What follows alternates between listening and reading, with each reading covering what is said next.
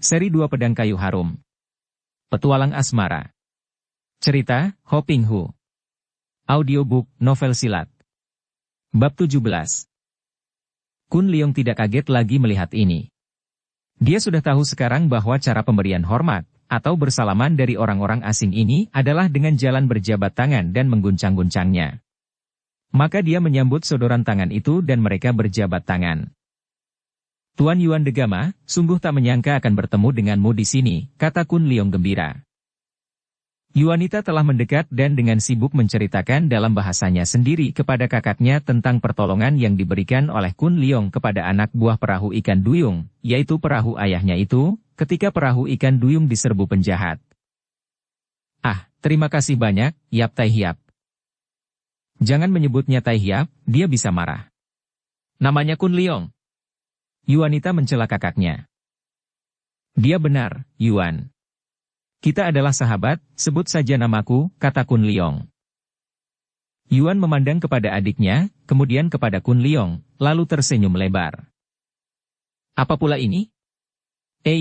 Jangan main-main kau, Yuanita. Apakah kau hendak mengatakan bahwa engkau telah menjatuhkan hatimu di depan kaki pendekar perkasa ini? Dia tertawa bergelak. Andai kata benar demikian, apakah kau tidak setuju? Yuanita juga berkata sambil tertawa. Tentu saja. Kun Leong benar-benar terkejut bukan main. Kelakar kakak beradik itu dianggapnya keterlaluan dan luar biasa sekali sampai muka dan kepalanya menjadi merah semua. Mengapa mereka bicara bebas, seolah-olah urusan cinta merupakan hal yang boleh dianggap main-main? Mereka menghentikan sendau gurau ketika melihat Legaspi Selado dan seorang wanita berusia 30 tahun yang amat cantik dan yang berpakaian mewah, sedangkan Hendrik Selado berjalan di sebelah wanita ini, mata pemuda itu memandang kepada Kun Leong dengan penuh perhatian. Kun Leong tidak mempedulikan yang lain, hanya dia menatap tajam ke arah Legaspi Selado, kakek botak gendut yang dia tahu memiliki ilmu kepandaian tinggi itu. Hei! Bukankah ini penjahat itu? Tiba-tiba Hendrik berseru ketika dia sudah datang dekat dan telunjuknya menuding ke arah muka Kun Leong. Tidak salah lagi, inilah dia si gundul yang dahulu menolong dan melarikan mata-mata wanita di Chengtu. Ucapan itu dikeluarkan dalam bahasa asing sehingga Kun Leong tidak mengerti maksudnya, akan tetapi karena sejak tadi pemuda ini memperhatikan Legaspi Selado maka dia dapat melihat ketika kakek itu menggerakkan tangan yang memegang cambuk kuda. Tar. Kun Leong sudah mengelak cepat sehingga 3 kali serangan itu luput. Tuan Selado, engkau tidak boleh menyerang dia. Tiba-tiba Yuanita lari ke depan, menghadang di depan kakek yang memegang cambuk itu dengan sikap menantang dan membusungkan dadanya yang sudah membusung penuh itu. Yuan meloncat ke depan dan berteriak. Hendrik, jangan! Pemuda itu sudah memegang tangan Hendrik yang telah mencabut pistolnya. Jangan ganggu dia telah menyelamatkan perahu ikan duyung, menyelamatkan ayahku dan adikku. Menyaksikan keributan ini, Richardo sudah melangkah maju dan segera terjadi percakapan dan perbantahan antara orang-orang asing itu, ditonton dan didengarkan oleh Kun Leong yang tidak mengerti artinya, namun dia dapat menduga dengan mudah, bahwa terjadi perbantahan antara pihak Legaspi dan Hendrik melawan pihak Richardo dan 2 orang anaknya yang membela dia. Terutama sekali yang amat mengharukan hatinya adalah sikap Yuanita yang seperti telah menjadi seekor harimau betina, sepasang mata biru itu menyinarkan api, rambutnya terkena angin laut berkibar-kibar, sikapnya penuh semangat. Ketika terjadi percekcokan itu, nyonya muda cantik yang tadi datang bersama Legaspi Selado dan Hendrik, mendekati Kun Leong dan menatap wajah pemuda ini dengan penuh perhatian. Kun Leong dapat menduga tentu inilah yang bernama Nina Selado, istri muda si kakek botak itu. Seorang wanita yang cantik dan sikapnya berani dan masak, pikirnya. Jadi engkau seorang yang biasa disebut pendekar-pendekar itu? Tanya wanita itu dengan suara kaku namun suaranya yang basah agak para mendatangkan sesuatu yang memikat, juga menyeramkan bagi Kun Leong. Dia tidak menjawab, hanya membalas pandang mata itu dengan waspada, karena dia tidak tahu apakah wanita cantik ini tidak berbahaya pula seperti Legaspi Selado. Kakek itu memanggil Nina, dan wanita itu meninggalkan Kun Leong. Kemudian, Legaspi Selado, Nina, dan Hendrik pergi memasuki kamar kapal dengan sikap tidak puas. Yuan dan Yuanita menghampiri Kun Leong. Kun Leong, untung ayah dapat menekan kemarahan Tuan Selado, kata Yuanita. Dan terutama sekali Yuan sebagai kapten kapal kuda terbang berkuasa penuh untuk menanggungmu sebagai seorang tamu yang tak boleh diganggu. Terima kasih, Yuan. Engkau baik sekali. Akan tetapi, bukankah dia itu gurumu? Bagaimana engkau dapat menantang gurumu sendiri? Biarpun dia guruku, akan tetapi sebagai kapten kapal, akulah yang menjadi orang pertama yang berkuasa menentukan segala yang terjadi di atas kapal ini. Aku memberitahukan guruku bahwa permusuhan antara dia dan kau terjadi ketika kami masih bekerja sama dengan para pemberontak di Chengdu.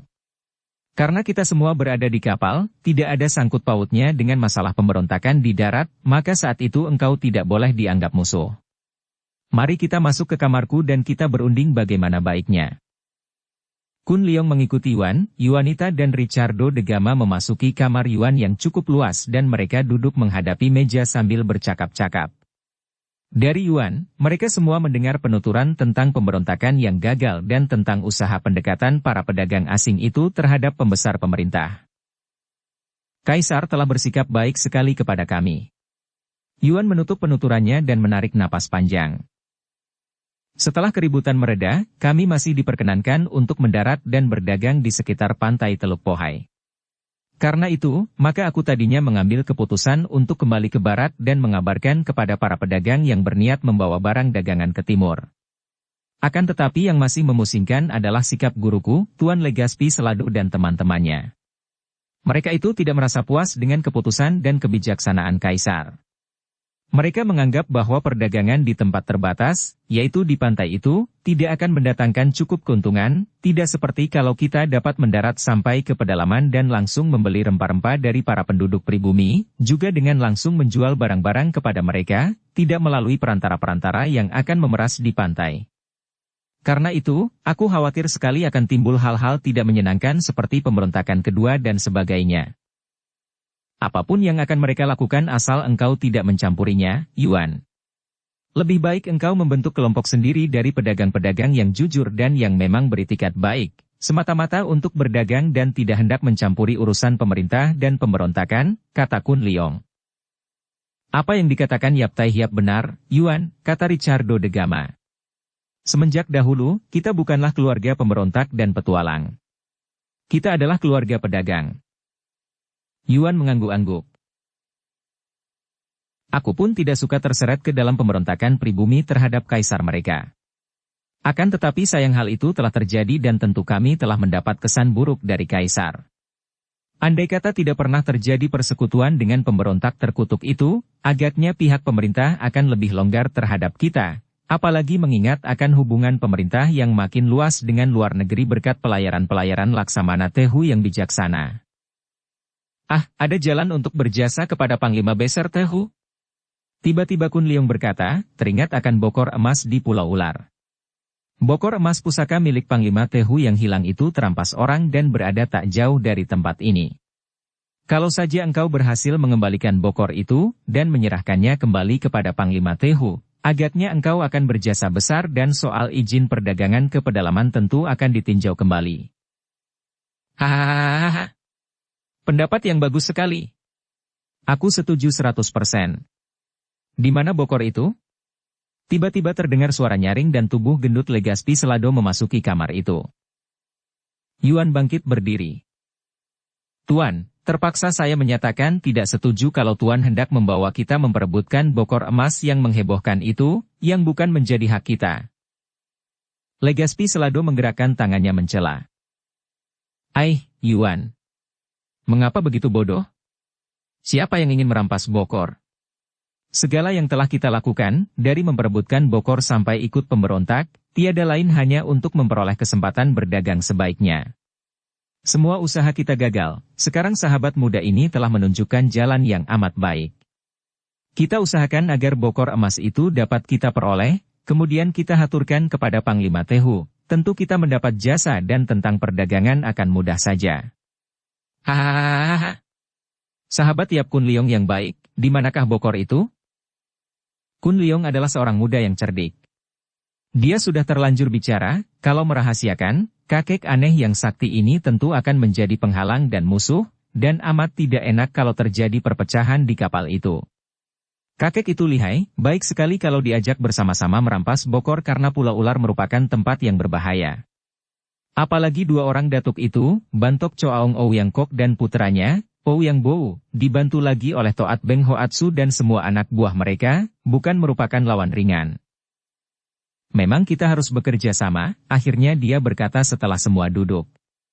Bokor emas itu berada di tangan dua orang datuk kaum sesat. Ouyang Kok yang berjuluk Bantok Choaong dan Toat Beng Hoatsu. Mereka bersama anak buah mereka bersembunyi di Pulau Ular, tidak jauh dari sini, di sebelah selatan Teluk Pohai. Legazpi Selado bangkit berdiri. Yuan de Gama. Kalau begitu kita menunggu apa lagi? Kita putar haluan, ke selatan mencari Pulau Ular. Kun Leong menyambut pandang mata penuh pertanyaan dari Yuan itu dengan anggukan kepala, maka Yuan lalu meneriakkan perintah melalui corong agar kapal itu diputar dan digerakkan ke selatan sedangkan perahu ikan duyung mengikuti dari belakang. Setelah Legazpi Selado yang kelihatan gembira dan bersemangat itu meninggalkan kamar, Yuan de Gama berkata lirih. Kun Leong, kenapa engkau membuka rahasia itu kepada guruku? Pest, dia dapat merupakan pembantu yang amat kuat, Yuan. Ketahuilah, bukan hanya Bokor emas itu yang penting. Kita memang harus menyerbu ke Pulau Ular dan di sana terdapat dua orang datuk yang sakti bersama anak buah mereka yang kuat. Aku tidak inginkan Bokor emas. Hus, engkau tidak menginginkannya, akan tetapi kalau kau dapat mengembalikan kepada Panglima Besar Tehu, besar sekali jasamu. Selain kau, engkau tidak tahu bahwa kita harus menolong Nona Soulihua. Wajah Yuan de Gama berubah dan dia memegang lengan Kun Leong, mencengkeramnya erat-erat. Apa katamu? Dia, kenapa? Yuanita membelalakan mata. Yuan. Siapakah Nona itu? Dia sahabat baikku. Dia seorang panglima wanita yang hebat. Kun Leong, lekas katakan apa yang terjadi dengan dia? Aku sendiri tidak tahu, akan tetapi yang jelas, Nona Soulihua telah melakukan penyelidikan sendiri ke Pulau Ular yang berbahaya itu sehingga aku khawatir sekali dia akan menghadapi malapetaka di sana. Karena itu, bukankah tepat sekali kalau kita pergi ke sana, selain untuk membantu mendapatkan kembali pusaka Panglima Tehu, juga untuk melindungi Nona Soulihua? Kalau begitu kita harus cepat ke sana. Yuan de Gama kembali menyambar corong untuk memerintahkan anak buahnya agar melakukan pelayaran secepatnya. Richardo de Gama menghela napas panjang, mendekati Kun Leong dan berbisik. Apakah dia telah jatuh cinta kepada panglima wanita itu? Kun Leong hanya mengangguk sambil tersenyum, kemudian setelah minta diri, dia mundur dan memasuki kamarnya yang sudah dipersiapkan untuk dia. Kun Leong meniup padam lilin di atas meja kamar kecil itu, lalu menanggalkan pakaian luarnya dan sepatunya. Setelah ia merebahkan diri di atas pembaringan, dia termenung. Sungguh banyak pengalaman yang dialaminya selama ini, pengalaman yang aneh-aneh, terutama sekali pengalaman dengan wanita-wanita cantik. Masih terasa olehnya cumbu rayu yang saling ditukarnya dengan Yuanita.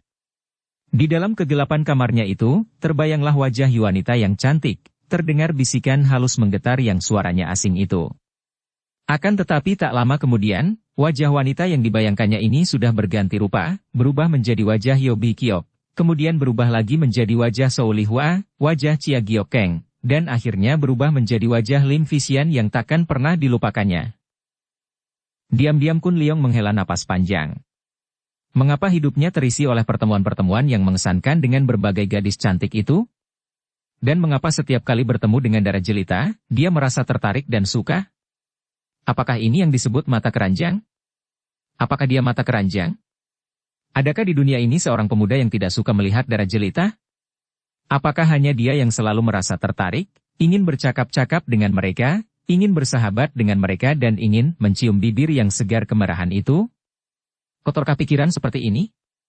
Dia tidak dapat menjawab dan kembali dia menarik napas panjang. Kau mata keranjang, tolol, dan anak durhaka. Dia memaki diri sendiri. Sampai selama ini, dia masih belum berhasil mendengar berita tentang ayah bundanya. Dan tidak ada sebuah pun di antara tugas-tugasnya yang dapat dia selesaikan dengan baik. Mencari orang tua belum ada hasilnya. Urusan Bokor emas yang telah berada di tangannya malah berlarut-larut menjadi makin sulit diperoleh. Usaha mengembalikan pusaka Xia Limpai dan minta pusaka itu kembali dari Kui Engpang juga belum berhasil. Sekarang ditambah lagi dengan tugas membantu dan menyelamatkan Shou Lihua. Sekali ini dia harus berhasil. Biarpun Pulau Ular kabarnya berbahaya, akan tetapi kapal kuda terbang itu besar dan kuat, diperlengkapi dengan senjata meriam. Juga ia memperoleh bantuan orang-orang pandai seperti Legaspi Selado, Hendrik, Yuan dan semua anak buah mereka. Kalau dia berhasil membantu Lihua, apalagi berhasil merampas kembali Bokor Emas, berarti tidak sia-sia semua jerih payahnya. Dia harus cepat menyelesaikan urusan ini, kemudian dia harus mencari orang tuanya. Dia harus mengerahkan seluruh perhatiannya untuk mencari jejak orang tuanya. Urusan pribadi ini sebetulnya paling penting dan jantungnya berdebar agak tegang penuh kekhawatiran kalau dia teringat akan ucapan pendekar sakti Chia Ken Hong. Bukan hanya kekhawatiran kosong yang diucapkan supeknya itu. Kalau memang ayah bundanya masih hidup di dunia ini, mengapa sekian lamanya mereka diam saja dan tidak ada kabar beritanya? Orang-orang gagah perkasa seperti ayah bundanya, tidak mungkin menyembunyikan diri karena takut akan sesuatu. Malam mulai larut dan Kun Leong yang tenggelam timbul dalam lamunan, mulai berselubung rasa kantuk. Dia sudah memperoleh pegangan atau rencana masa mendatang, yaitu setelah selesai dengan urusan Pulau Ular, dia akan meninggalkan semua urusan untuk mencurahkan perhatian seluruhnya dalam mencari orang tuanya. Rencana yang menjadi pegangan ini melegakan hatinya dan dia hampir tertidur pulas ketika tiba-tiba pintu biliknya dibuka orang dari luar. Mula-mula, sesuai dengan ilmu silat yang sudah mendarah daging di tubuhnya, dalam saat itu juga semua urat syarafnya menegang dalam kesiapsiagaan menghadapi suatu ancaman bahaya. Namun ketika melihat bayangan tubuh yang tersorot penerangan dari luar kamar, ketegangannya meningkat akan tetapi berubah, bahkan tegang karena khawatir, melainkan karena heran. Jelas tampak sosok bayangan tubuh yang berpinggang ramping, tubuh seorang wanita. Yuanita? Dadanya berdebar keras. Benarkah Yuanita yang masuk? Betapa beraninya memasuki kamarnya yang gelap. Akan terulang lagikah peristiwa yang memabukkan itu? Sekarang amat berbahaya karena mereka berada di dalam kamarnya, kamar yang gelap. Timbul kekhawatiran di dalam hati Kun Leong. Dia ingin melompat, ingin menyalakan lampunya, ingin membujuk agar Yuanita tidak melanjutkan niatnya, agar darah itu keluar dari kamar, meninggalkannya. Akan tetapi semua keinginannya itu tertunda ketika dia mendengar suara lirih, suara wanita yang basah merdu. Tuan kekasihku, suara yang basah parau namun lunak merdu, suara Nina. Kun Leong terpesona dan bagaikan seekor kelinci mencium bau harimau, dia bangkit duduk, kemudian mengambil keputusan untuk cepat meninggalkan kamar itu karena keadaannya amat berbahaya. Tanpa berkata apa-apa dia lalu meloncat dan lari dari kamarnya. Akan tetapi baru saja keluar dari pintu, dia sudah diserbu wanita itu, dirangkul dan ditarik kembali ke dalam kamar yang gelap.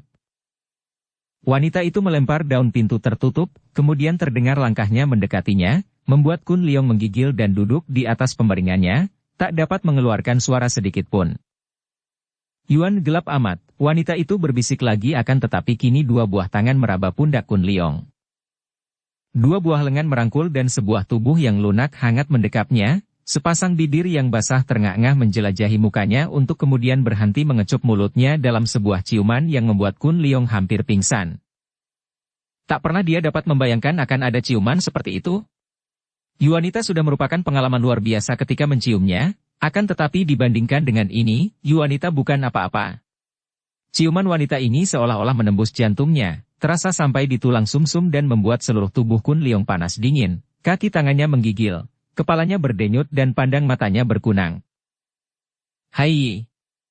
Tiba-tiba Nina berteriak lirih, tangan wanita yang halus itu membelai, meraba muka dan kepala yang gundul, kemudian terdengar wanita itu menahan tawa, terkekeh genit. Kaukah ini? Kau, pemuda yang katanya seorang pendekar yang sakti? Ah, aku mendengar bahwa pendekar memiliki kekuatan yang luar biasa, aku kagum padamu. Kun Leong gelagapan ketika wanita itu merayunya, membelainya, memeluk dan menciumnya. Ucapan Nina dalam bahasa daerah bercampur bahasa asing membuatnya bingung. Bau minyak wangi yang aneh memabukkannya, dan terutama sekali tubuh wanita yang hidup mendekapnya itu membuat Kun Leong kehilangan akal. Jangan. Nyonya, jangan, maafkan aku, harap suka tinggalkan aku takut kalau ketahuan orang, katanya gagap. Hihihik, beginikah pendekar? Mengapa penakut? Tidak sukakah kau kepadaku? Tidak senangkah kau kucium seperti ini? Nina kembali menciuminya, mencium kepalanya, mukanya, bibirnya dan kedua lengannya merangkul ketat sehingga tubuh Kun Leong menjadi panas dingin dibuatnya. Kun Leong hanyalah seorang manusia biasa, seorang pria muda yang tentu saja berdarah panas. Menghadapi rayuan yang amat luar biasa itu, hampir dia tidak dapat menahan dirinya. Tubuhnya panas dingin dan gemetar, dan seperti seorang yang mabok, pandang matanya berkunang. Tubuh wanita yang masak itu kelihatan luar biasa menariknya, tersorot cahaya remang-remang dari sinar lampu yang memasuki kamar itu melalui celah-celah jendela dan pintu. Akan tetapi dia masih teringat bahwa wanita ini adalah istri Legaspi Selado, bahwa merupakan perbuatan terkutuk untuk berzina dengan istri orang lain. Ingatan ini mengeraskan hatinya dan dia mendorong tubuh wanita itu dengan halus. "Nyonya, jangan lakukan ini. Jangan lanjutkan perbuatan gila ini," katanya lirih. "Ah, berani engkau menolak aku? Engkau yang sudah menggigil penuh nafsu ini, hihihik, orang muda yang kuat, jangan kau berpura-pura alim." Mereka seperti bergulat. Kun Leong mencegah dan wanita itu hendak menggelutinya. Pada saat itu terdengar suara Yuan. "Kun Leong, dengan siapakah kau di dalam?" Kun Leong terkejut bukan main. Apalagi pintu kamar itu terbuka dari luar dan Yuan Degama masuk membawa sebuah lampu. Kun Leong cepat meloncat menjauhi Nina dan membetulkan kancing bajunya yang hampir terlepas semua. Wanita itu hanya tersenyum dengan mulut agak terengah, matanya seperti mata seekor singa kelaparan. "Yuan, dia ini," Kun Leong berkata gagap. Yuan mengangguk. "Aku tahu, Kun Leong. Karena itu aku masuk ke sini untuk menolong dan membebaskanmu dari harimau betina kelaparan." Lega rasa hati Kun Leong. Dia memandang kepada sahabatnya itu penuh terima kasih, kemudian tanpa berkata apa-apa dia meloncat keluar dari kamar, langsung menuju ke dek kapal untuk mencari hawa segar. "Nina, sungguh kau terlalu sekali. Dia adalah penolong dan tamu terhormat, mengapa kau begitu tidak tahu malu untuk..." Yuan Degama menegur wanita muda yang kini duduk di pembaringan Kun Leong dengan baju atas setengah terbuka membayangkan dada yang membusung penuh, yang tersenyum dengan muka kemerahan dan mata mengerling basah ke arah Yuan, senyum yang penuh ejekan dan tantangan. "Yuan, kau tidak tahu. Semua ini gara-gara engkaulah. Betapa rinduku kepadamu hampir tak dapat aku menguasai diriku lagi, dan kau selalu berpura-pura, selalu menjauhkan diri setelah dahulu." "Cukup, Nina. Satu kali saja sudah cukup. Aku pernah gila, akan tetapi semua adalah karena bujuk rayumu. Aku tidak akan mengulanginya lagi perbuatan terkutuk kita itu." "Hihihik, Yuan.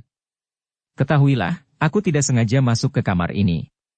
Siapa sudi bercumbu dengan si gundul itu kalau ada engkau di sini? Kukira ini kamarmu, aku lupa bahwa kau memberikan kamar ini kepada si gundul. Aku kesalahan masuk, dan karena sudah terlanjur, untuk menutupi maluku, dia pun." "Sudahlah, Nina. Tak perlu berpura-pura. Aku mengenal pemuda seperti Kun Leong, seorang pendekar sakti, seorang jantan sejati yang tak mungkin akan sudi mengganggu seorang wanita kalau tidak kau bujuk rayu. Keluarlah dari kamar ini sebelum Tuan Selado mengetahuinya sehingga terjadi hal yang memalukan." Akan tetapi Nina malah bangkit, dengan melenggang-lenggok menggairahkan menghampiri Yuan Degama, merangkulnya dan berkata dengan sikap dan suara manja. "Yuan, tidak kasihankah kau kepadaku? Aku rindu kepadamu, aku cinta kepadamu." "Diam!" Yuan merengutkan tubuhnya terlepas dari pelukan wanita itu. "Orang seperti engkau tidak patut bicara tentang cinta. Dan aku tidak cinta kepadamu. Ketahuilah, hanya ada seorang wanita saja di dunia ini yang benar-benar patut kucinta, yang kucinta sepenuh nyawaku. Dia adalah Zhou Lihua." Kun Leong yang sudah kembali dan mendengarkan dari luar, terkejut dan menyelinap pergi, akan tetapi dia tidak mengira bahwa pemuda asing itu akan terang-terangan mengaku di depan Nina bahwa dia hanya mencinta Lihua seorang.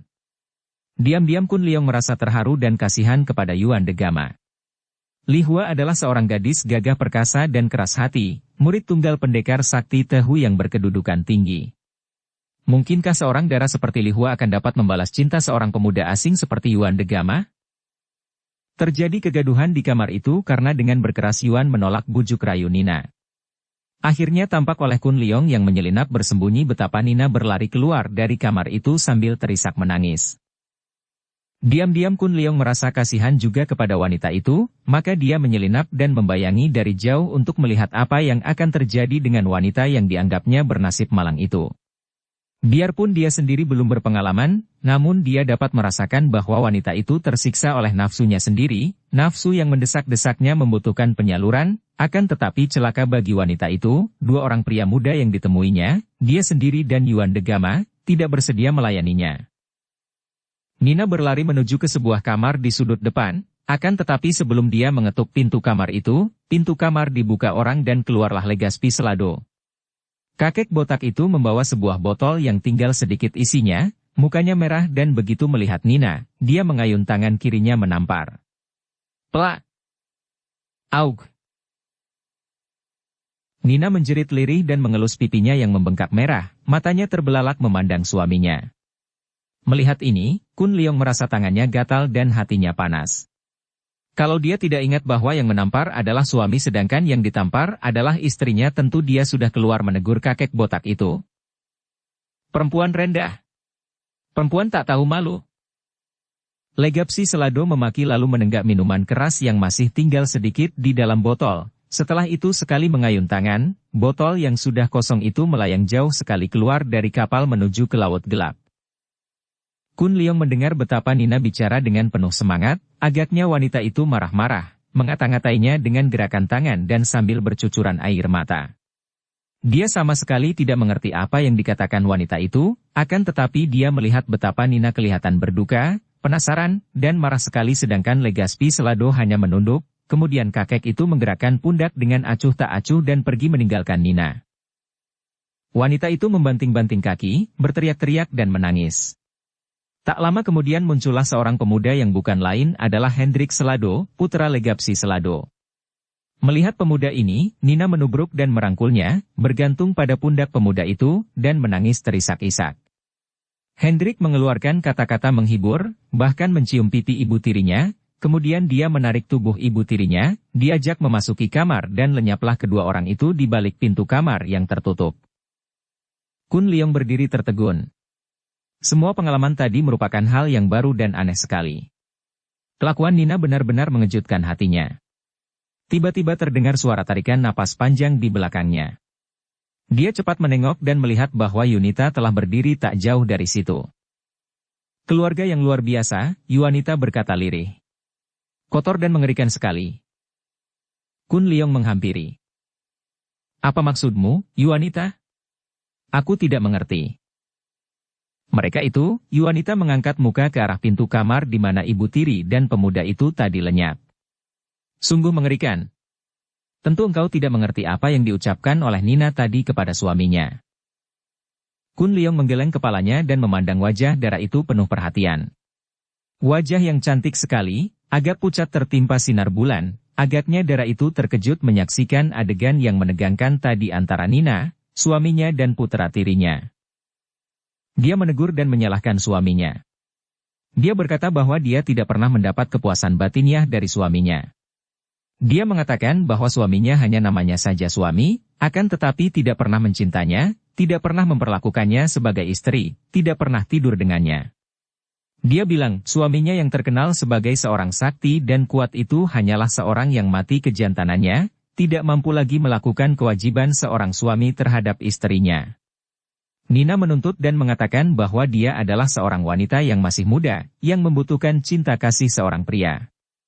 Dia tidak mau disiksa lebih lama lagi dan katanya kalau dia mencari pria lain yang suka melayani kebutuhan tubuhnya sebagai seorang wanita muda, bukan semata-mata karena dia serong dan suka berzina, melainkan karena kesalahan suaminya yang tak pernah dapat melayani nafsu berahinya.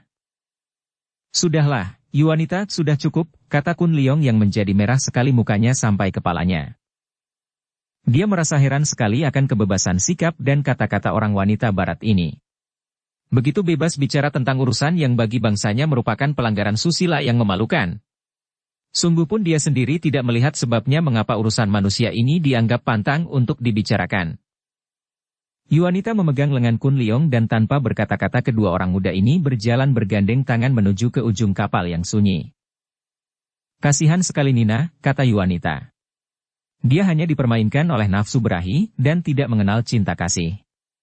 Aku merasa jauh lebih berbahagia karena aku mengenal cinta. Kun Leong, engkau tahu siapa yang kumaksudkan. Tadinya sebelum berjumpa denganmu, aku pun hanya melamunkan cinta, tak pernah aku mengenalnya.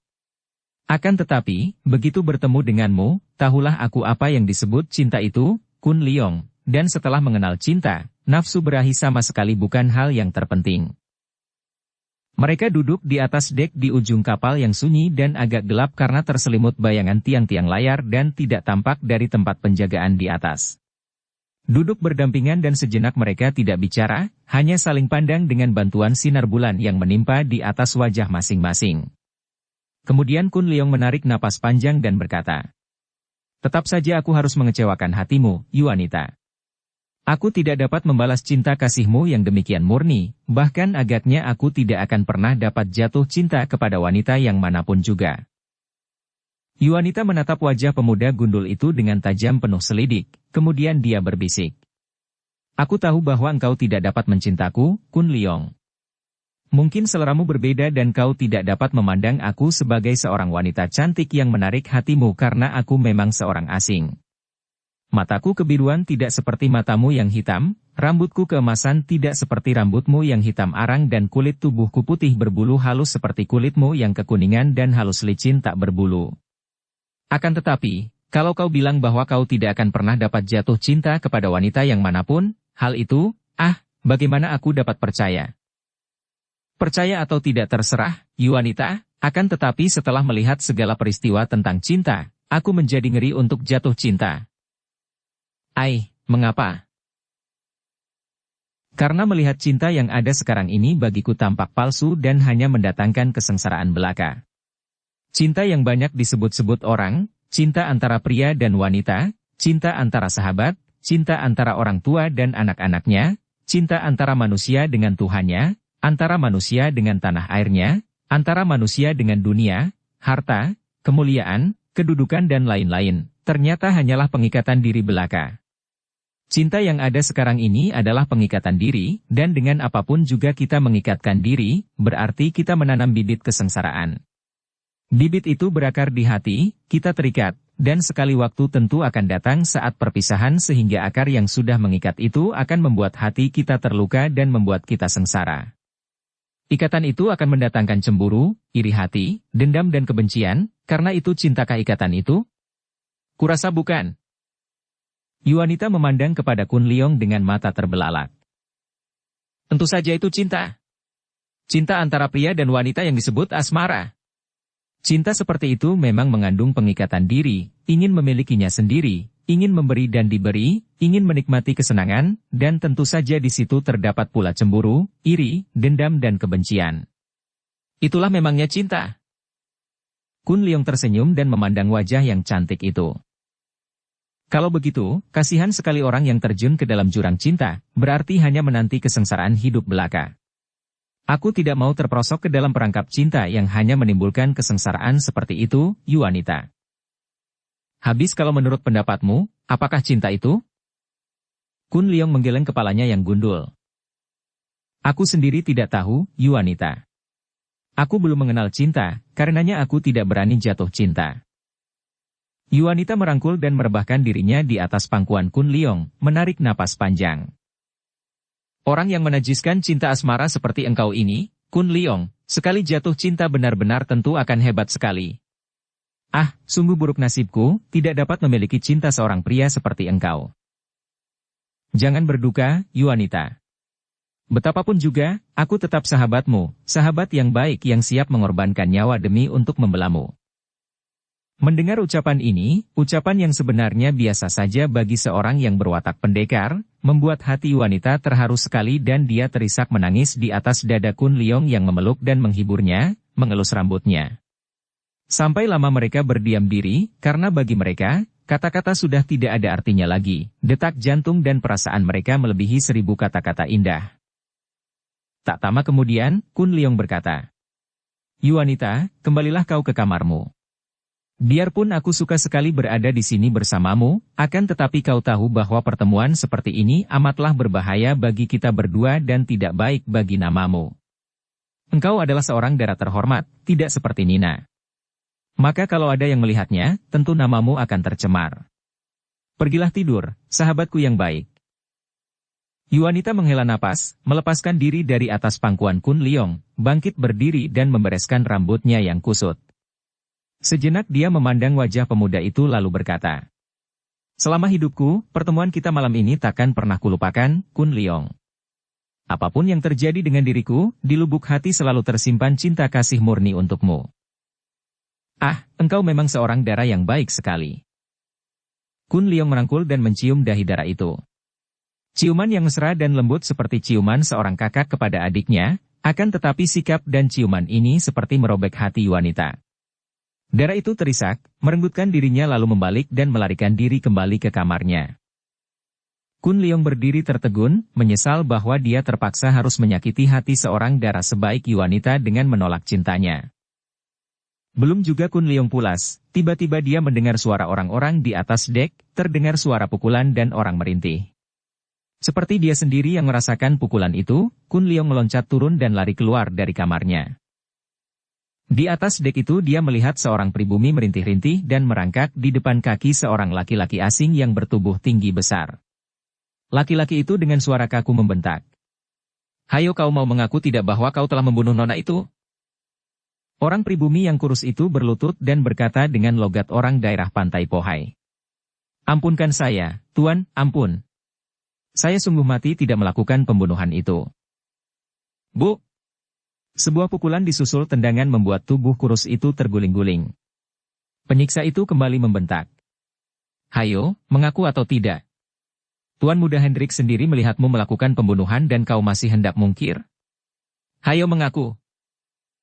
Dengan tubuh matang biru dan mulutnya mengeluarkan darah karena giginya rontok, orang itu berkata lemah, "Tidak, saya tidak membunuhnya." Raksasa itu melotot dan melangkah maju. "Kalau begitu kau ingin mati?" Dia ayunnya lengan yang sebesar paha orang itu dengan tangan di kepalanya. Tentu akan pecah atau setidaknya gegar otak kepala itu kalau terkena hantaman dahsyat itu. "Duh!" Raksasa itu berteriak kesaktian dan terhuyung ke belakang memegangi lengan kanannya yang tertangkis oleh Kun Leong. "Aduh, kau mau membela bangsamu?" Raksasa itu membentak ketika mengenal pemuda gundul yang telah membuat hatinya iri dan benci karena pemuda asing gundul ini diaku sahabat oleh Tuan Muda Yuan, bahkan Nona Yuanita kelihatannya begitu akrab dengan pemuda ini.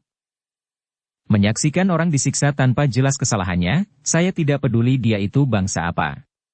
Yang sudah jelas, baik penyiksanya maupun yang disiksa adalah manusia. "Tuan, mengapa kau menyiksa orang ini?" Kun Leong melirik dan kini dia mengenal orang kurus itu sebagai seorang di antara 6-7 orang pribumi yang bekerja di kapal itu sebagai pelayan. Dia telah membunuh seorang di antara 5 orang wanita pelayan Nona Yuanita yang bernama Kathy. Dia memperkosa dan mencekiknya. "Apakah kau hendak bilang bahwa orang macam ini tidak pantas disiksa dan dihukum?" Raksasa itu menghardik. Kun Leong memandang kepada orang kurus itu. Orang itu masih muda, paling banyak 30 tahun usianya dan biarpun tubuhnya kurus akan tetapi wajahnya tampan. Orang itu segera berlutut menghadapi Kun Leong dan berkata, "Demi Tuhan, saya tidak membunuh Nona Kitty, mana mungkin saya tega untuk membunuhnya? Menyusahkannya saja saya tidak tega. Nona Kitty begitu baik, dan laki-laki itu menangis." "Dia, bohong. Pasti dia yang membunuhnya setelah memperkosanya. Dia takut kalau Nona Kitty menuduhnya, maka dia membunuhnya," raksasa itu berkata. "Saya hanya seorang petugas yang disuruh oleh Tuan Muda Hendrik untuk menyiksanya agar dia mengakui perbuatannya yang biadab." Kun Leong merasa curiga. Agaknya orang kurus itu suka kepada Nona Kitty, bahkan sekarang pun menangis bukan karena didakwa, melainkan menangisi kematian Nona itu. Ia mengingat-ingat.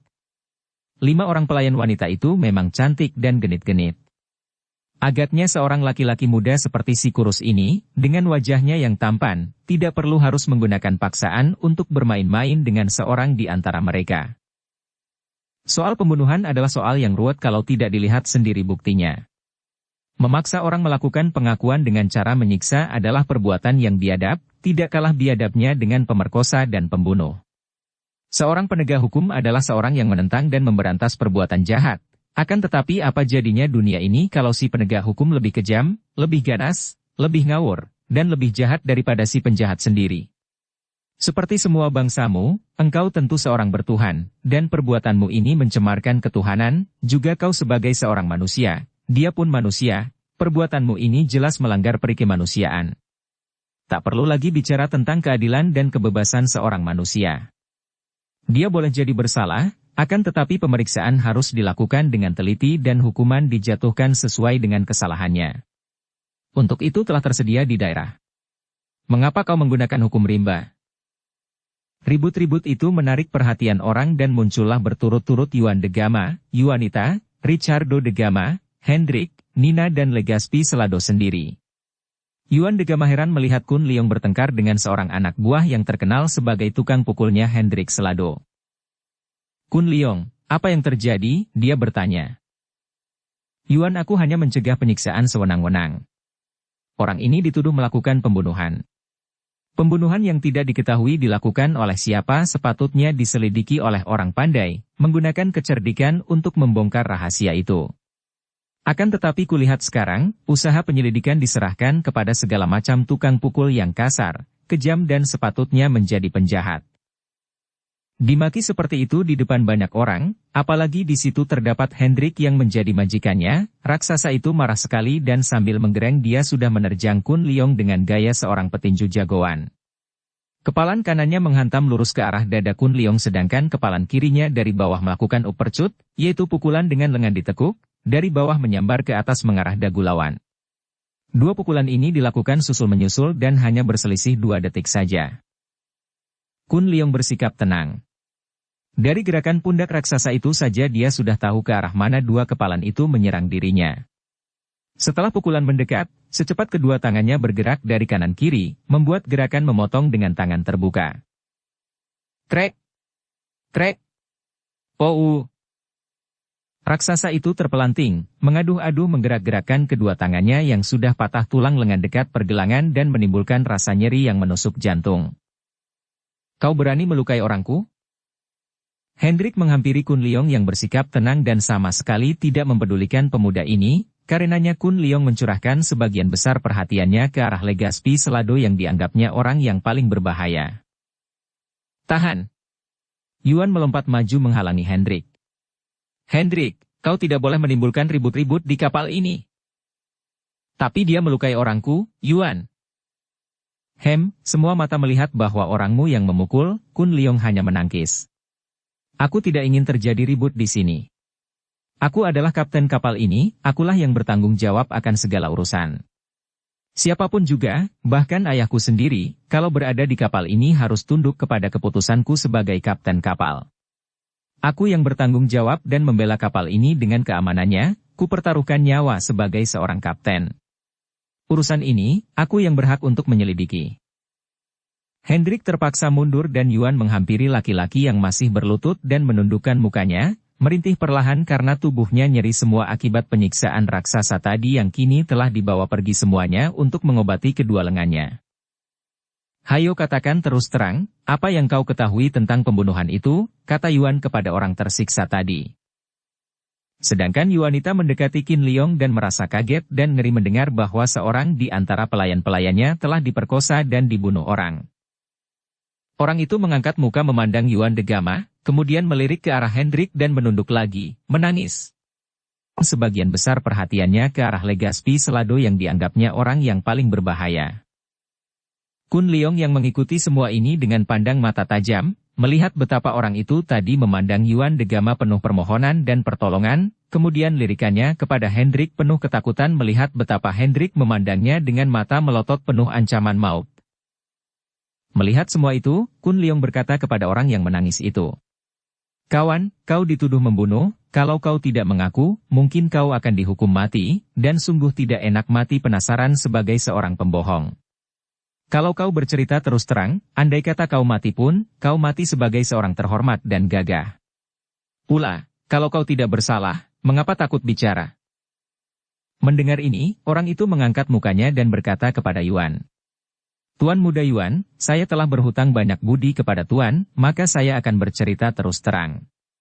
Saya telah berbuat dosa karena saya mencinta Nona Kitty, sudah lama ada hubungan cinta di antara kami. Sampai tadi pertemuan antara kami diketahui orang. Saya melarikan diri dan mendengar Nona Kitty menjerit tetapi saya tidak berani keluar, kemudian saya diseret dan disiksa di sini. Yuan Degama mengerutkan alisnya, dan Kun Liong dapat bertanya. Siapa orang yang melihat pertemuan kalian itu? Dia adalah Dar. Tubuh orang itu terjengkang dan dia mati seketika karena kepalanya ditembus sebutir peluru. Asap mengepul dari pistol yang berada di tangan Hendrik. Melihat ini, Kun Liong marah sekali dan mukanya menjadi merah, tetapi Yuan memegang lengannya. Hendrik, mengapa kau membunuh dia? Yuan bertanya dengan nada menegur. Manusia rendah itu sedang membohong dan hendak menghina orang. Terang dia bersalah dan karena takut dia hendak melemparkan tuduhan kepada orang lain. Aku tidak sabar lagi mendengar omongannya. Hahaha, Yuan. Urusan seekor anjing pribumi hina ini saja mengapa perlu diributkan? Lempar saja bangkainya ke laut dan habis perkara. Legaspi Selado berkata sambil tertawa tetapi matanya melirik ke arah Kun Liong. Pemuda ini makin merah mukanya, tetapi dia maklum bahwa kalau dia kena pancingan sehingga terjadi pertempuran di kapal itu, hal ini akan menyusahkan Yuan dan keluarganya. Apalagi, orang itu sudah mati, dan betapapun juga dia telah mencari penyakit sendiri dengan bercintaan dengan Kitty. Di samping itu, tugas ke Pulau Ular lebih penting lagi. Maka dia lalu membalikan tubuhnya tanpa menoleh lagi memasuki kamarnya dan tidur. Di atas pembaringannya dia mengenangkan peristiwa tadi. Dia dapat menduga apa yang terjadi. Orang yang menjadi korban itu tentu karena rayuan Kitty, kalau tidak mana mungkin seorang pelayan berani main gila dengan seorang nona asing? Dan agaknya Kitty itu merupakan seorang di antara kekasih Hendrik maka melihat keduanya bermain cinta, Hendrik lalu membunuh Kitty dan menimpakan kesalahannya kepada orang itu. Cinta selalu mendatangkan persoalan dan korban. Akan tetapi, apakah itu patut dinamakan cinta? Wajahnya yang cantik kelihatan agak pucat seperti menderita sakit. Namun sepasang matanya yang jernih dan tajam itu masih bersinar-sinar penuh semangat perlawanan, sungguh pun keadaannya amat mengkhawatirkan. Dengan sikap gagah dan sama sekali tidak membayangkan tanda-tanda menyerah atau takut, Sou Lihua yang dibelenggu tubuhnya pada sebuah tiang di ruangan batu itu memandang kepada pemuda yang berdiri di depannya. Ouyang Bou hampir kehilangan kesabaran menghadapi tawanan wanita yang dicintanya ini. Terhadap Lihua, dia tidak mau menggunakan pemaksaan, tidak mau menggunakan kekerasan untuk menggagahinya. Dia benar-benar jatuh hati kepada darah ini dan mengharapkan Lihua suka menjadi istrinya dengan sukarela. Namun, setelah berhari-hari dia membujuk dengan halus dan kasar, tetap saja Lihua tidak mengacuhkan, bahkan setiap kali membuka mulut tentu menghinanya dan menantang minta dibunuh. Hal ini membuat hati Ouyang Bou marah, penasaran, juga duka sekali sehingga beberapa hari dia tidak enak makan tidak nyenyak tidur, dan tubuhnya menjadi kurus, matanya makin liar dan terhadap orang lain dia mudah marah-marah. Lihua, mengapa engkau begini keras kepala? Biarpun engkau murid Panglima Besar Tehu, tetapi aku pun bukan pemuda sembarangan. Aku putra dan sekaligus murid Bantok Choaong Ouyang Kok yang dahulu juga pernah menjabat kedudukan tinggi di Mongolia. Engkau tidak turun derajat jika menjadi istriku dan aku bersumpah bahwa aku akan menjadi suami yang baik dan penurut, sayangku. Hui! Laki-laki rendah budi tak mengenal malu. Sudah berapa ribu kali kukatakan bahwa aku tidak sudi menjadi istrimu, dan kalau menggunakan paksaan memperkosaku, kemudian aku akan membunuh diri dan rohku akan menjadi setan yang selalu akan mengejar dan mengganggumu sampai kau mampus. Wajah tampan yang tadinya menyeringai itu kini berubah beringas. Matanya yang memang liar itu berputaran menakutkan. Dia sudah bangkit dari duduknya, tangannya sudah gemetar hendak membunuh saja darah yang membuatnya sengsara ini. Kalau begitu, engkau akan kubunuh. Terima kasih, memang aku suka mati daripada melihat mukamu lebih lama lagi. Keparat, engkau tidak akan mati begitu enak. Dia mengeluarkan sebatang suling, suling biasa tidak seperti terompetnya, kemudian dia meniup suling itu dengan suara meliuk-liuk yang sifatnya liar. Li Hua dapat menduga bahwa putra Raja Ular ini tentu sedang memanggil ular. Di dalam hatinya, tentu saja sebagai wanita dia jijik dan takut melihat ular. Akan tetapi menghadapi bujukan pemuda gila ini, dia sanggup menghadapi siksaan apa saja dan lebih baik mati daripada harus menyerahkan diri secara sukarela. Tepat dugaan Li Hua. Tak lama kemudian terdengar suara mendesis-desis dan muncullah seekor ular merayap cepat memasuki ruangan itu. Li Hua membelalakan matanya melihat ular itu besar sekali, sebesar pahanya dan panjangnya luar biasa. Dia tidak dapat menahan kengerian hatinya dan memejamkan matanya. Ular itu mendekati Ouyang Bou dan si pemuda menggunakan tangan kiri mengusap kepala ular itu seperti orang mengelus kepala seekor anjing kesayangannya. Tiupan sulingnya dihentikan dan dia tertawa melibat. Li Hua memejamkan mata. Nah, kau melihatnya, bukan? Li Hua, jangan kau memaksa aku menyuruh dia membelit-belit tubuhmu yang indah itu, kemudian mengganyang dagingnya sedikit demi sedikit. Biarpun tadinya dia merasa ngeri, jijik dan takut, akan tetapi mendengar suara Ouyang Bou semua rasa takut lenyap seketika terganti rasa marah dan kebencian hebat. Dia membuka mata, tidak peduli lagi kepada ular itu, matanya mendelik memandang Ouyang Bou sambil membentak. Mau bunuh, bunuhlah dengan jalan apapun terserah, aku tidak takut. Habislah kesabaran Ouyang Bou. Dia melangkah maju, kedua tangannya menjangkau dan mencengkeram. Bret bret bret.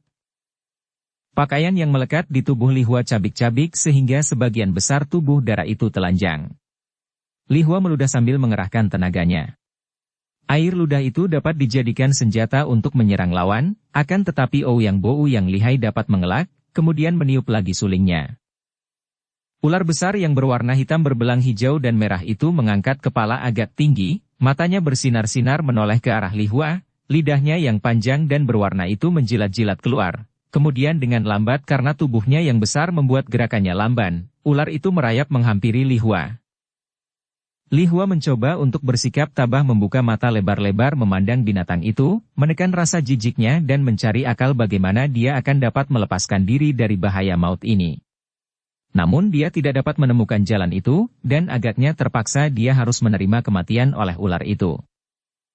Biarpun dia berusaha bersikap tabah, akan tetapi ketika ular itu mulai menyentuh kakinya, naik ke betis dan pahanya yang telanjang, merasakan tubuh ular yang dingin menggeliat-geliat, dia tidak kuat menahan dan memejamkan kedua matanya rapat-rapat dan berusaha melakukan samadhi mematikan rasa. Namun hal ini sukar sekali, karena kini ular itu merayap naik terus, menjilati seluruh tubuhnya dan seolah-olah ular itu sedang memaksanya bermain cinta.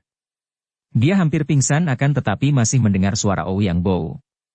Li Hua, katakanlah engkau suka menjadi istriku dan aku akan membebaskanmu. Biarpun kedua matanya masih terpejam dan alisnya berkerut-merut menahan kegelian dan kejijikannya, Li Hua masih mampu menggeleng kepala kuat-kuat dan baru berhenti ketika ular itu juga membelit leher, kemudian melepaskannya lagi, membelit bagian tubuh yang lain dari kaki sampai ke leher, menyelusuri tubuh itu dan belum menggigitnya, seolah-olah hendak main-main dulu sampai puas dengan calon bangsa yang bertubuh putih mulus, halus dan hangat itu. Kegelian dan kejijikan itu akhirnya dapat diatasi Li Hua. Dia membuka mata dan melihat kepala ular itu dengan moncong terbuka lebar berada di depan mukanya seperti hendak menelan kepalanya sekaligus. Tak dapat dia menahan kengerian itu dan dia memejamkan mata, tubuhnya lemas dan dia pingsan. Ular itu sudah menarik kepala ke belakang, siap untuk mematuk dan menggigit, akan tetapi tiba-tiba Ouyang Bou meniup sulingnya keras-keras.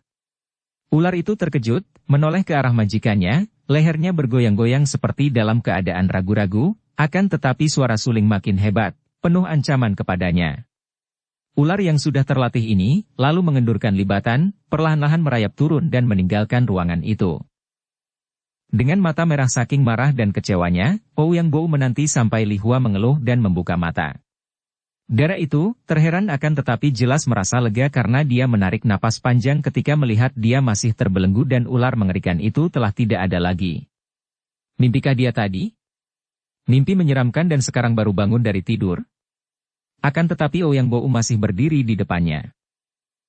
Li Hua, aku tidak tega membunuhmu. Celaka. Keparat benar. Aku tidak mau membunuhmu. Aku harus membebaskanmu demi cintaku.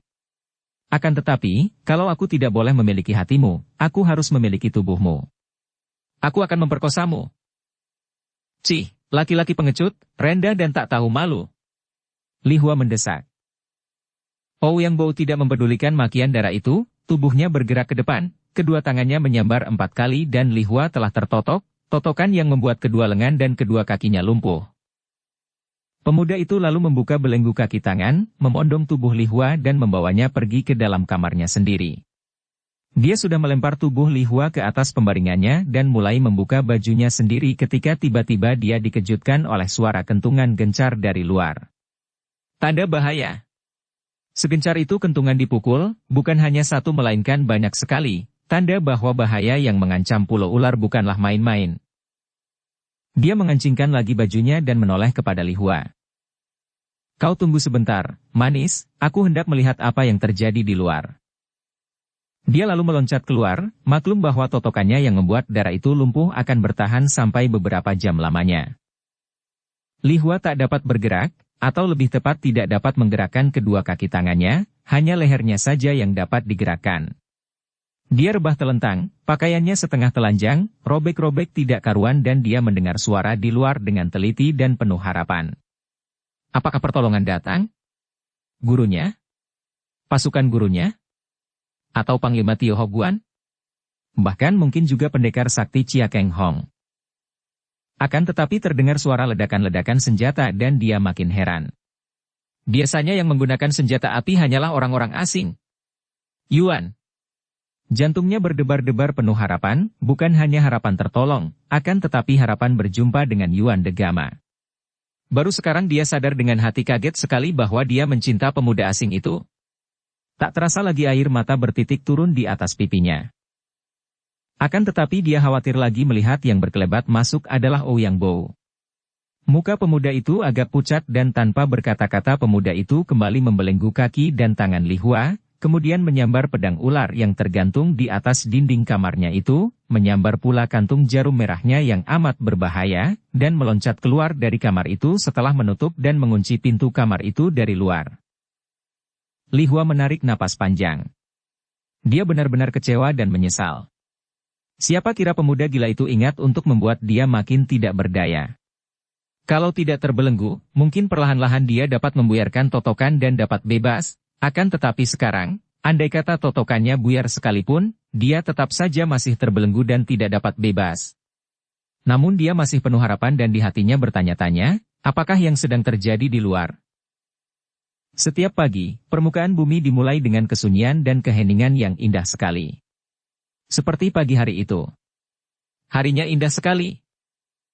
Kun Leong bangun pagi-pagi dan sudah berada di atas dek kapal, sempat menikmati munculnya matahari yang merupakan sebuah bola api merah yang muncul dari permukaan laut sebelah timur selatan, tenggara. Kun Leong seperti terbenam dalam semua keindahan itu. Matahari seperti bola api besar kemerahan yang mulai menyinarkan cahayanya, seperti membakar seluruh permukaan laut dengan warna kemerahan. Laut merah ini tampak berkeriput kecil, seperti tidak pernah bergerak. Tidak ada suara terdengar kecuali percikan air di tubuh kapal. Langit biru kemerahan mulai ditinggalkan titik-titik bintang dan di sana-sini tampak burung-burung camar laut beterbangan di angkasa dengan bebasnya. Mereka tidak tampak menggerakkan sayap, hanya meluncur dengan halusnya membuat lingkaran-lingkaran lebar. Pada saat seperti itu, Kun Leong sudah lupa diri, seolah-olah dia tidak ada lagi, yang ada hanyalah kesadaran akan keindahan itu. Tidak lagi akunya yang menikmati keindahan, yang ada hanyalah memandang. Dia seperti matahari, seperti air laut, seperti burung camar, dia merupakan sebagian dari dalam dan keindahan itu yang tak terpisahkan. Semua ini akan membuyar jika pikiran datang mengaduk keheningan dengan bentukan akunya. Kalau ada si aku yang menjadi pemandang, yang menjadi penonton, maka timbullah perbandingan. Keindahan pagi ini tidak seindah yang kulihat sepekan yang lalu, atau keindahan ini lebih indah dari yang kemarin, atau aku ingin melihat keindahan ini lagi atau aku tak ingin melihatnya lagi dan sebagainya. Kalau sudah begitu, kalau si aku sudah muncul, rusaklah semuanya. Keindahan itu tercemar, menjadi gambaran yang melekat di dalam ingatan sehingga kelak akan menimbulkan keinginan melihat lagi, menimbulkan perbandingan, menimbulkan suka dan tidak suka. Dukung channel Novel Silat dengan subscribe, follow, like, komen dan share. Demikian pula dengan segala keindahan di dunia ini. Selama si aku yang menjadi pemandang dan penilai, selalu terjadi pertentangan. Dia lebih kaya dari aku dan timbullah iri hati. Dia lebih miskin dari aku dan timbullah kesombongan. Dan sebagainya dan sebagainya. Semua timbul dari perbandingan, perbandingan timbul dari si aku yang dibentuk pikiran. Kalau kita menghadapi keadaan kita dan yang kita hadapi sewajarnya, menghadapi hanya memandang penuh kewaspadaan tanpa si aku yang menjadi pengawas dan penilai, maka tidak akan timbul konflik batin yang hanya menelurkan pertentangan lahir.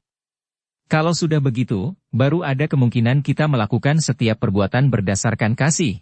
Kasih suci murni tanpa pamrih, tanpa tujuan, tanpa keinginan, tanpa disadari bahwa perbuatannya itu baik. Namun, hanya beberapa jam saja Kun Leong berada dalam keadaan hening yang penuh rahasia keindahan itu karena perhatiannya tertarik oleh bayangan sebuah pulau di selatan. Agaknya itulah Pulau Ular. Tak salah lagi, cocok dengan gambaran yang diberikan oleh supeknya, Chia Keng Hong. Bukan hanya dia seorang yang melihat pulau ini, juga penjaga di atas yang segera memberi tanda ke bawah. Tak lama kemudian, semua penghuni kapal sudah bangun dan berkumpul di dek. Keadaan menjadi sibuk ketika Yuan menyerukan perintah. Legazpi Selado memberi petunjuk-petunjuk. Perahu besar ikan duyung mendekati kapal dan Richardo de Gama bersama Yuanita, Nina Selado dan 4 orang pelayan wanita, mengungsi ke perahu besar itu. Kapal kuda terbang sudah siap untuk menyerbu ke Pulau Ular sedangkan kapal ikan duyung hanya menanti di pantai bersama Richardo de Gama, puterinya dan pelayan-pelayan itu termasuk anak buah perahu.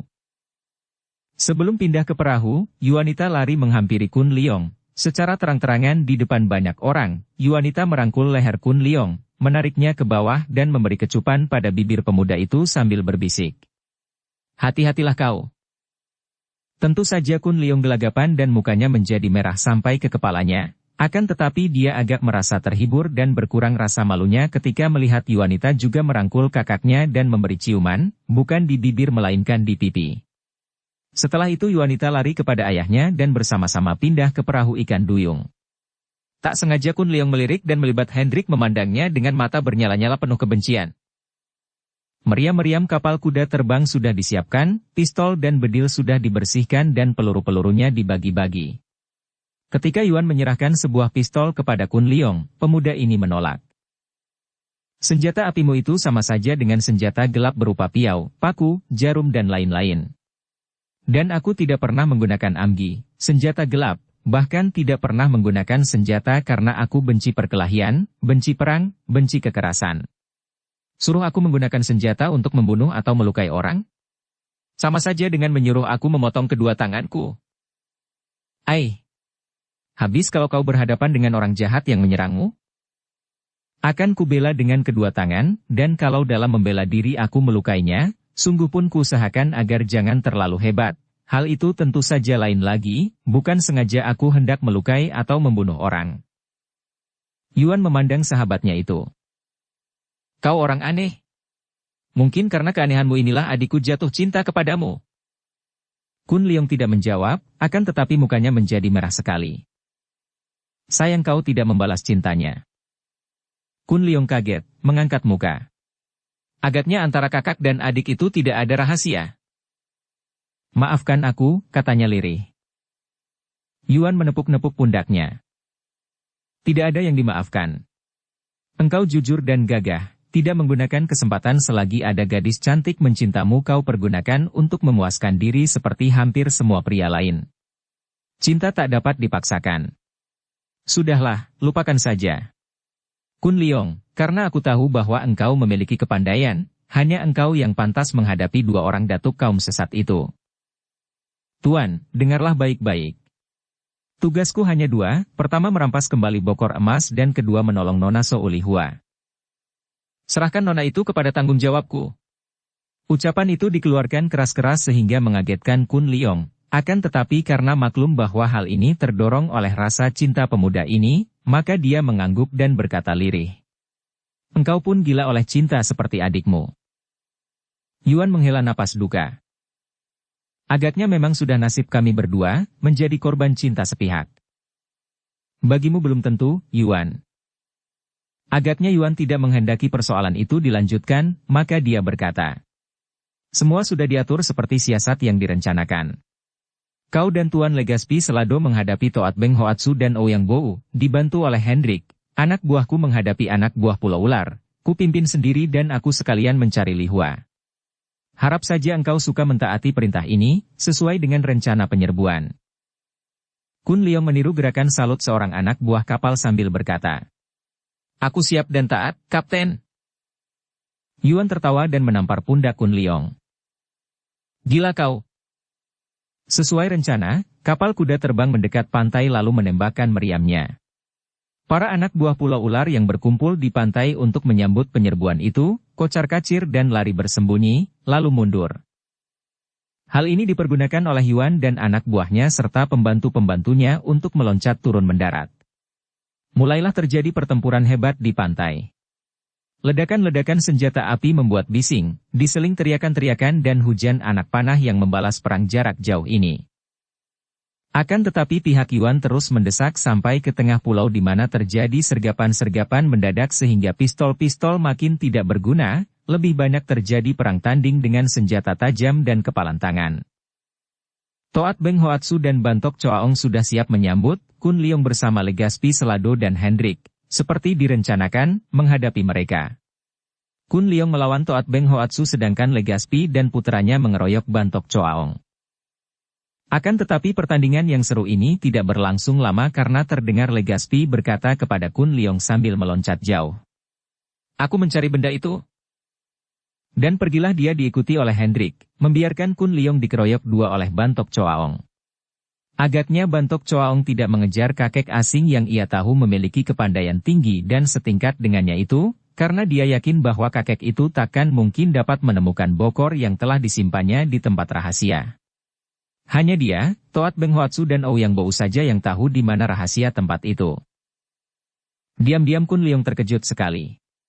Tadi ketika melawan Toat Beng Hoatsu, dia repot setengah mati menghadapi serbuan kakek ini yang benar-benar amat lihai. Mula-mula kakek yang memandang rendah Kun Liong ini menyerangnya dengan tangan kosong saja.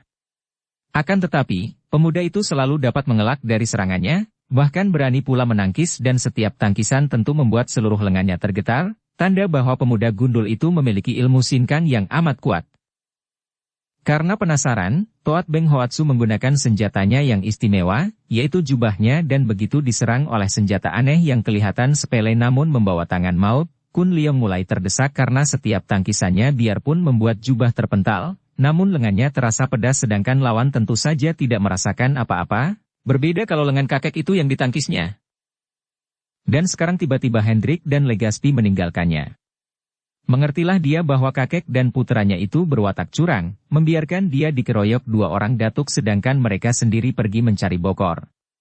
Dia yakin bahwa kalau bokor emas itu terjatuh ke tangan Legaspi, tidak mungkin kakek asing yang tidak kalah jahatnya dibandingkan dengan para datuk kaum sesat ini tentu akan angkat kaki melarikan bokor pusaka. Namun, dia tidak mempedulikan kakek asing itu. Andai kata bokor terdapat oleh kakek itu, mudah kelak dicari. Sekarang yang penting dia harus mencurahkan seluruh kepandaiannya untuk menghadapi pengeroyokan Toat Beng Hoatsu dan Bantok Choaong yang lihai. Sebetulnya, mengingat akan ilmu-ilmu silat yang telah dipelajarinya dari dua orang sakti Bun Hoat Tosu dan Tiang Pek Ho Siang, mutu dan tingkat ilmu silat Kun Liong masih jauh lebih murni dan tinggi dibandingkan dengan kedua orang kakek sesat yang hanya memiliki ilmu silat dari golongan sesat yang sudah campur aduk tidak karuan dan semata-mata mengandalkan tipu daya licik sehingga tidak memiliki dasar yang kuat. Juga dalam hal sinkang, pemuda gundul ini telah memiliki sinkang Pek Inciang dari Tiang Pek Ho Siang, sinkang istimewa untuk membetot dari Bun Hoat Tosu, dan terutama sekali Tikai Beng dari Chia Keng Hong. Maka dalam hal ilmu tenaga sakti, dia pun jauh lebih tinggi tingkatnya dari kedua orang lawannya.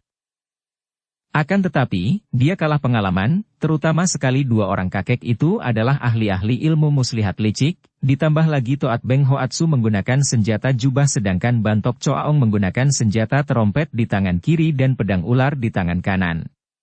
Maka repotlah Kun Liong sekarang, harus mengerahkan sinkangnya melindungi tubuh, mengerahkan ginkang untuk mengelak dengan berloncatan ke sana-sini dan mainkan Pat Hong Sin Kun yang dapat membuat penjagaan 8 penjuru. Pertempuran antara Yuan dan anak buahnya juga terjadi amat ramai, akan tetapi karena tidak lagi ada kesempatan menggunakan senjata api, Orang-orang barat itu dalam pertandingan senjata tajam dan kepalan tangan kalah pandai oleh anak buah Pulau Ular yang rata-rata pandai ilmu silat sehingga anak buah Yuan mulai terdesak. Akan tetapi Yuan de Gama, yang tidak menyia-nyiakan kesempatan itu untuk segera menolong Li Hua telah menangkap seorang anggota lawan dan menyeretnya ke pinggir. Lekas katakan, di mana ditahannya Nona Sou Li Hua, baru kau akan kuampuni. Orang Nepal itu yang tengkuknya dicengkeram tangan Yuan yang terlatih, merasa nyeri sekali, menjawab gagap. Dia di Pondok Kongcu. Lekas bawa aku ke sana, kalau kau membohong akan kubunuh. Kalau tidak, akan kulepaskan. Sambil mencengkeram tengkuk orang itu, Yuan memaksanya berdiri dan berjalan ke arah Pondok Ouyang Yuan menendang pintu, sambil menyeret orang itu dia lari masuk sambil berteriak memanggil. Li Hua! Li Hua! Tuan! Teriakan yang amat dikenalnya ini membuat Yuan hampir bersorak. Ditamparnya leher lawannya itu sehingga roboh terguling dan pingsan, kemudian dia lari masuk, menendang terbuka pintu kamar. Ketika melihat Li Hua rebah di pembaringan dengan kaki tangan terikat, pakaian cabik-cabik setengah telanjang, rambut awut-awutan dan muka pucat, Yuan menjerit. Duhai! Li Hua, kau! Yuan! Syukur kau datang. Yuan cepat melepaskan belenggu kaki tangan darah itu dan mereka seperti digerakkan tenaga mujizat saling dekap, saling cium dan keduanya menangis. Akan tetapi Yuan berbisik. Tenanglah, kekasihku, Dewiku, Li Hua yang kucinta. Kau sudah selamat, mari kau kubawa menyingkir dari tempat terkutuk ini. Sambil terseduh menangis, Li Hua membiarkan dirinya dipondong karena tubuhnya masih lemah sekali. Pergelangan kedua tangan dan kakinya masih luka-luka bekas belenggu yang kuat. Dia hanya merangkul leher pemuda yang dicintanya itu, merebahkan dan menyembunyikan mukanya di dada yang bidang sambil berbisik. Yuan, aku cinta padamu. Ucapan ini membuat Yuan hampir menarik kegirangan, akan tetapi karena keadaan tidak mengizinkan, hanya air matanya saja berderai saking terharu dan bahagianya, dan memondong tubuh orang yang dikasihinya itu seperti memondong sebuah benda pusaka keramat yang dipujanya, kemudian lari keluar dari pondok itu dan terus berlari cepat menuju ke pantai, tidak lagi mempedulikan perang yang masih terjadi di situ.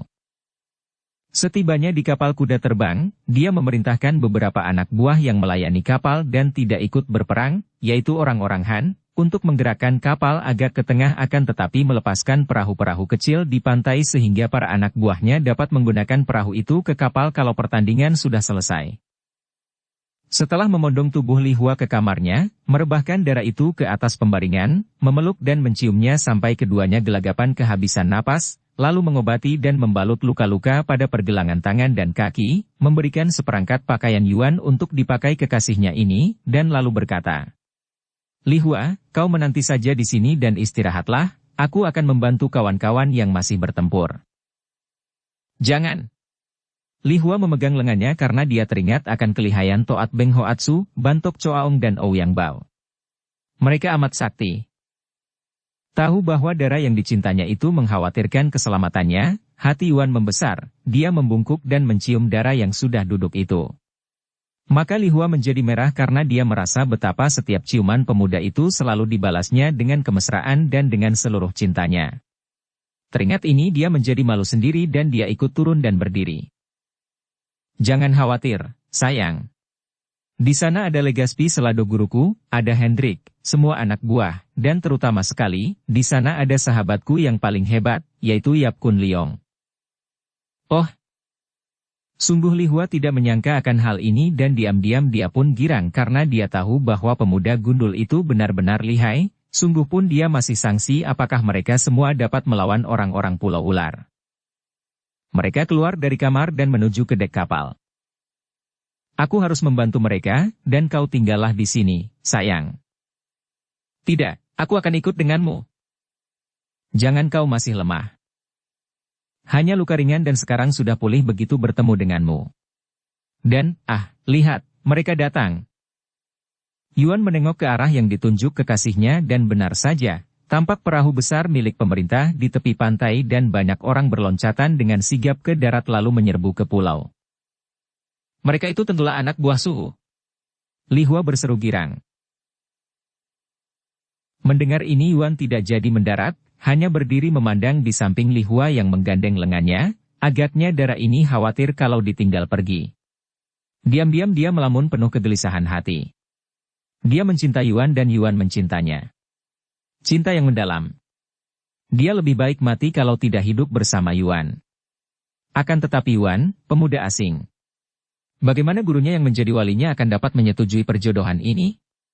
Apapun yang akan terjadi, dia tetap akan hidup bersama Yuan. Kalau perlu dia akan menentang gurunya. Perjodohan merupakan jalan hidupnya, siapapun tidak boleh mencampurinya, termasuk gurunya sendiri. Apakah yang terjadi di Pulau Ular setelah ditinggalkan Yuan dan Li Hua? Ketika itu, Kun Liong sedang mati-matian menghadapi pengeroyokan dua orang datuk kaum sesat yang amat lihai itu. Hampir saja dia tertusuk pedang ular. Untung dia masih sempat mengelak, kemudian melanjutkan lagi elakannya dari sambaran senjata trompet. Akan tetapi dari samping, jubah di tangan Toat Beng Hoatsu menyambar dan dia merasa seperti diseruduk gajah, tubuhnya terlempar dan bergulingan sampai 10 meter jauhnya. Baiknya, sinkang di tubuhnya yang otomatis itu sudah menyelamatkannya sehingga dia tidak terluka, hanya kepalanya agak pening, tampak bintang-bintang kecil menari-nari. Terlempar sejauh itu menguntungkan Kun Liong, karena dia sempat menyambar sebatang ranting kayu yang dekat dengannya, dan ketika dua orang lawannya menerjang datang, dia dapat menjaga diri dengan ranting itu.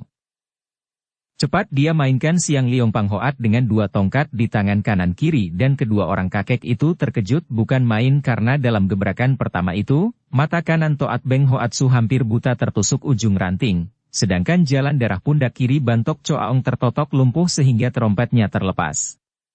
Mereka kaget dan marah, Bantok Choaong sudah menyambar trompetnya lagi dan bersama kawannya dia sudah menerjang dengan dahsyat sekali sehingga kembali Kun Liong terdesak. Akan tetapi sekali ini, dengan kedua ranting di tangan, dia lebih leluasa melawan dan lebih kuat penjagaannya, karena ranting-ranting itu setiap kali menangkis dapat dia serongkan sebagai serangan balasan. Pada saat itu, terdengar bunyi tambur dan trompet dan menyerbulah pasukan pemerintah yang dipimpin sendiri oleh Panglima Besar Tehu dan Pendekar Sakti Chia Keng Hong. Panglima Besar Tehu sekali ini memimpin sendiri penyerbuan, bukan semata-mata untuk mendapatkan kembali bokor emas pusakanya, akan tetapi terutama sekali karena dia khawatir akan keselamatan murid tunggalnya yang juga seperti putrinya sendiri, Shou Li Hua. Kedatangan pasukan pemerintah ini tentu saja membuat keadaan menjadi terbalik sama sekali. Tadinya pihak anak buah orang barat itu terdesak hebat dan banyak jatuh korban di antara mereka. Mereka tinggal 10 orang saja yang masih melawan terus. Para pasukan pemerintah yang melihat orang-orang barat itu menganggap mereka kawan karena bukankah sekarang telah ada semacam perdamaian antara orang-orang bule ini dengan pemerintah, karena Kaisar telah memberi izin mereka berdagang di pantai Pohai? Maka begitu mereka menyerbu, 10 orang itu girang sekali dan mundur untuk beristirahat, malah kembali ke pantai. Pihak anak buah Pulau Ular terdesak hebat dan banyak di antara mereka berjatuhan. Sementara itu, ketika Chia Keng Hong melihat Kun Liong dikeroyok oleh dua orang datuk, bersama Panglima Tehu menonton sebentar. Kedua orang sakti ini kagum bukan main menyaksikan betapa pemuda gundul itu dengan senjata sepasang ranting mampu mempertahankan diri terhadap pengeroyokan dua orang datuk selihai itu. Mereka segera maju dan Keng Hong berseru kepada Kun Liong. "Mundurlah kau dan mengasolah." Kun Liong menjadi girang bukan main melihat munculnya Chia Keng Hong yang sudah menghadapi Bantok Choaong dan dia baru teringat sekarang mengapa dia tidak melihat Ouyang Bo. Kemana perginya putra Bantok Choaong ini? Pemuda itu sedang berada di kamar rahasia, sengaja bertugas menjaga bokor emas, karena dua orang datuk itu takut kalau musuh menggunakan siasat memancing harimau keluar dari guha, selagi mereka bertempur dapat merampas bokor. Pula, karena mereka sudah percaya penuh akan kepandaian sendiri, tidak perlu kiranya Ouyang Bo membantu mereka, lebih perlu menjaga keselamatan bokor emas. Supek, Tecu hendak mengejar Legaspi, mencari bokor. Kalau begitu pergilah. Keng Hong berkata cepat. Setelah memandang kagum kepada kakek berpakaian panglima yang ternyata bukan main gagahnya itu, Kun Liong dapat menduga tentu inilah orangnya manusia sakti Tehu itu. Dia lalu pergi dan meloncat ke arah kemana perginya Legaspi dan Hendrik tadi. Kemana perginya Legaspi Selado dan putranya? Legaspi cerdik sekali. Dia pun tidak melihat Ouyang Bo, dan dia menduga bahwa tentu putra Raja Ular itu yang bertugas menjaga pusaka. Maka dia menangkap seorang anak buah pulau ular, mencekiknya dan mengancam. Hayo katakan di mana adanya Ouyang Kongcu. Dia tidak menanyakan bokor emas karena menduga bahwa anak buah di situ kiranya tidak ada yang diberitahu dan memang dugaannya itu tepat. Karena takut, orang itu lalu memberitahu di mana kamar pusaka, karena tadi dia melihat putra majikannya itu memasuki kamar pusaka yang berada di tempat rahasia. Dinding itu tidak tampak ada pintunya, akan tetapi ketika orang itu memutar sebuah patung singa di depan, tiba-tiba saja dinding terbuka dan terdapat sebuah pintu. Legaspi menampar pecah kepala orang itu, kemudian bersama Hendrik dia memasuki pintu rahasia. Ketika Legaspi yang lebih cepat larinya itu melewati sebuah gang, Hendrik melihat berkelebatnya bayangan Ouyang Bou. Memang Ouyang Bou tentu saja sudah tahu bahwa pintu depan terbuka. Ketika dia mengintai dan melihat Legaspi selado yang sudah diketahuinya, dia terkejut dan tahu bahwa dia tidak menang melawan kakek botak itu. Maka sambil mengempit bokor dia melarikan diri, dan terlihat oleh Hendrik. Hei, berhenti. Hendrik mengejar dan mencabut pistolnya. Melihat ada lawan mengejarnya, Ouyang Bou menengok dan dia tertawa mengejek ketika melihat bahwa yang mengejarnya hanyalah seorang pemuda asing dengan senjata api di tangan. Dia maklum akan kelihayan senjata itu dan ketepatan pelurunya, lebih bahaya lagi kalau dia membelakangi lawan. Maka cepat dia membalik, tangannya sudah menggenggam jarum-jarum mautnya. Melihat orang yang membawa bokor emas itu membalik, Hendrik yang juga tahu bahwa orang-orang di Pulau Ular tentu lihai sekali, cepat mengangkat lengan, membidik dan menarik pelatuk pistolnya. Semua gerakan ini dilakukan cepat sekali karena dia termasuk seorang penembak ulung di negaranya. Akan tetapi terlalu lambat bagi pandangan Ouyang Bou yang telah bergerak lebih cepat lagi begitu moncong pistol diarahkan kepadanya. Dia miringkan tubuh dan gerakan ini hanya membutuhkan waktu seperempat detik saja. Sedangkan jalannya peluru yang ditembakkan untuk mencapai sasarannya paling cepat setengah detik. Peluru lewat tanpa mengenai sasaran dan sebelum Hendrik sempat menembak lagi, Ouyang Bou sudah meloncat ke atas dan menggerakkan tangannya. Melihat sinar merah menyambar, Hendrik maklum bahwa dia diserang senjata gelap, cepat dia mengelak, namun dia tidak mengira akan kelicikan lawan. Hanya 3/4 saja dari jarum-jarum yang digenggam itu menyerang dan semua ini dapat dielakkan oleh Hendrik. Akan tetapi sisa jarum menyusul sedetik kemudian dan sekali ini, biarpun Hendrik masih mencoba mengelak, dia kalah cepat dan sambil berteriak keras Hendrik roboh dengan 3 jarum merah memasuki dadanya. Hendrik! Legaspi berteriak. Kakek botak ini sudah keluar dari rumah itu dan mengejar. Terlambat dia melihat putranya menjadi korban lawan dan dia hanya dapat memanggil nama putranya. Akan tetapi melihat seorang pemuda berlari pergi dengan cepatnya sambil memondong sebuah bokor emas, kakek ini seketika melupakan putranya dan terus mengejar. Ouyang Bou tidak berani melawan kakek botak itu. Dia sudah mendengar dari para datu kaum sesat betapa lihainya kakek asing bule ini, maka dia tidak mau membahayakan dirinya sendiri. Dia mengerahkan tenaga ginkangnya, dan berlari lebih cepat lagi masuk keluar hutan dan naik turun gunung di tengah pulau itu. Namun kakek itu tetap dapat mengejarnya makin lama makin dekat sehingga Ouyang Bou menjadi panik sekali. Sebentar lagi, dia tentu akan tersusul. Dia meloncati jurang, namun pengejarnya dapat meloncatinya lebih cepat lagi. Akhirnya dia mendengar suara kakek itu dekat di belakangnya. Serahkan bokor itu kepadaku, kemanapun kau lari tentu akan terdapat olehku. Mendengar suara ini tanpa mendengar jejak kakinya, maklum pula Ouyang Bou betapa tinggi ilmu ginkang pengejarnya. Ia makin panik dan terjadilah perang di dalam pikirannya. Bokor atau nyawa? Dia memilih nyawa dan tiba-tiba dia melontarkan bokor emas itu sekuatnya ke dalam jurang. Perhitungannya tepat sekali. Melihat bokor emas itu dibuang, tentu saja Legaspi cepat mengejar benda itu dan tidak lagi mempedulikan Ouyang Bou. Baginya yang terpenting adalah bokor itu dan dia tidak butuh Ouyang Bou. Andai kata tidak ada bokor itu, tentu saja dia akan bunuh pemuda itu karena telah merobohkan putranya. Mendapatkan bokor itu di tangan, Legaspi selado tertawa bergelak, kemudian berlari kembali. Ketika melihat tubuh putranya terkapar, dia berlutut dan membalikkan tubuh itu telentang. Sebentar saja memeriksa tahulah dia bahwa jarum-jarum beracun yang amat jahat telah memasuki dada putranya dan tidak dapat lagi dia menolong. Ayah, tolonglah saya. Legaspi selado bangkit berdiri. Percuma, kau tentu akan mati tak lama lagi. Dan lebih baik begini, kau tidak akan bermain gila dengan Nina. Setelah berkata demikian Legaspi lari dari situ, membawa Bokor menuju ke pantai.